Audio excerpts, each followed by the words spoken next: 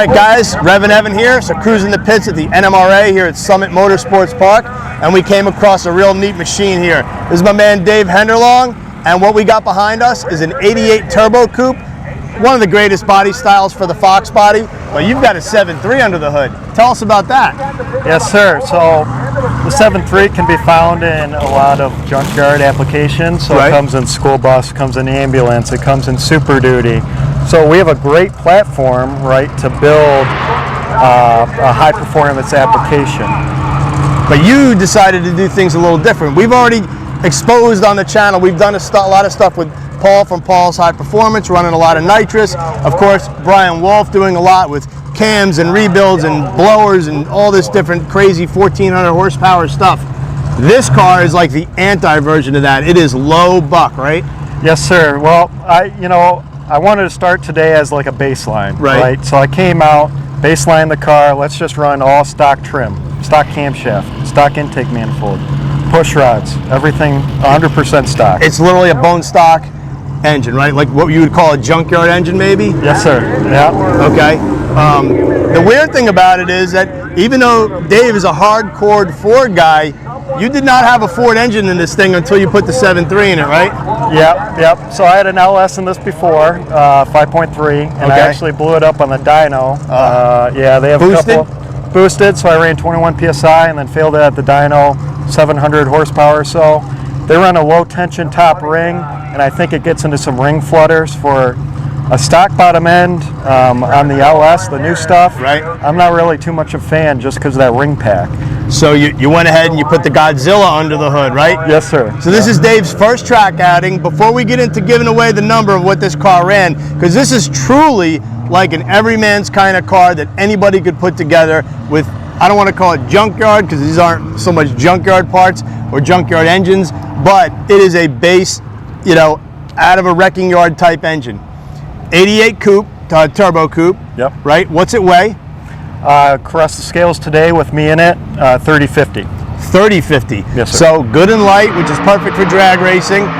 And you don't even have an optimum transmission in it, right? You still only have a 2-speed in it? Two-speed power glide, reed case power glide. It's about a 3500 stall converter. It's a FTI converter. We talked about maybe putting a 3-speed, maybe down the line or something. Right, and what rear end's in it? It's a 373 8.8 rear end. Still got the 88 in there? All right, so we'll give it up. What'd the car run? So yesterday I ran a 11.0, okay, 124, and then fixed the 60 foot. It went a 1.5 60 foot, okay, and 10.83 seconds at 125.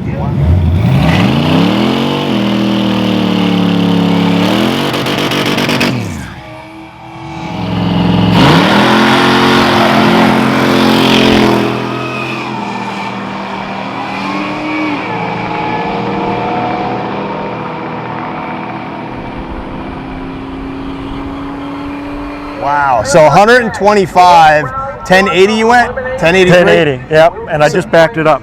What'd you run there? 1088. So a little slower, but it's a little bit hotter right now than it was yesterday. So, and if you know about drag racing, 125 miles an hour is probably good with the right converter and maybe, a 3-speed transmission to take advantage of, that NA combo. It's probably, in my head, good for about 1040s, I would think, maxed out. Tell us a little bit about the car. What's the history of the car? What suspension are you running? Well, the history of the car, this was actually my first car when I turned 14, and I bought it for 2 movie tickets and a popcorn from my brother-in-law. Okay, nice. So I was wrecked in the front, so I had to replace with the Turbo Coupe parts. I got the Turbo Coupe hood, and so yeah, I've had the car for a long time. Put a paint job on it when I was 14. Right. And then it sat in my parents' yard. I originally was trying to sell it for like $800 running and driving, and I couldn't find a buyer, right? So sitting at my parents' in the back 40s, I need a race car.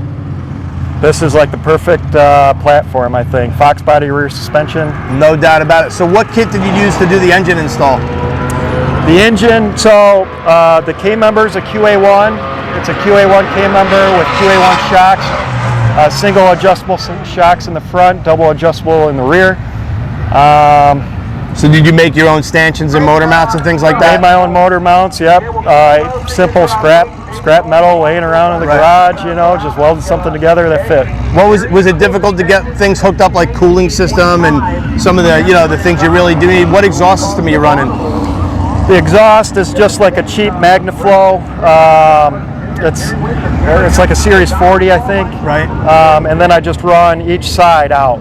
Okay. So it's kind of temporary right now. I'm considering putting a turbo kit on it.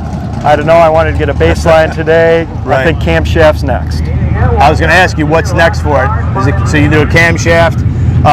If you had to estimate, how much do you think you have wrapped up in the whole project to go 10? The whole car?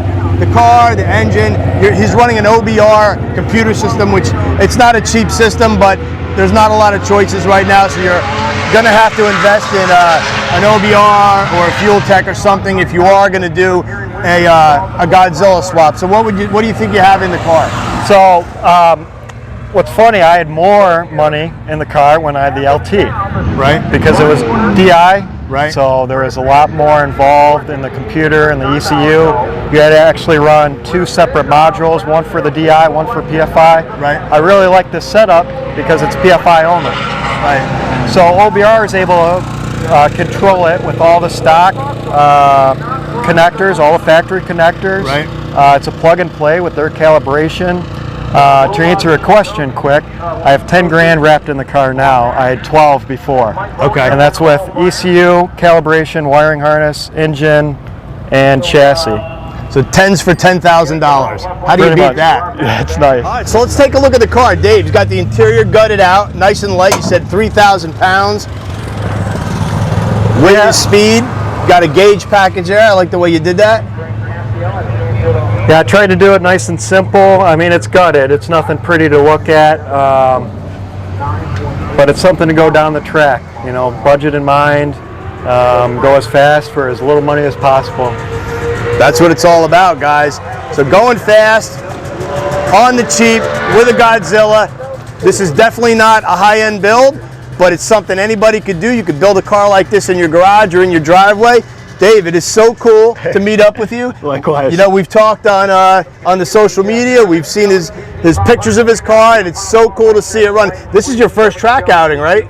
I haven't been down the track in probably over 6 years. Wow. So was it exciting to be here, and you get the nerves going a little bit? Oh my gosh. Well, the first pass, I couldn't even figure out how to clip the seatbelt together. So in the staging lanes, I'm struggling to put this thing together and get that figured out. Good thing, right? Yep. But I think I got the first, jitters out of the way, and I think the 1080s, kind of proved that with a 1.560 foot. Pretty impressive. Yeah, that's awesome. So another look at a cool Godzilla powered machine. We got much more coming on the REVan channel. Thanks for chiming in. Thanks for checking us out. Have yourself a great day.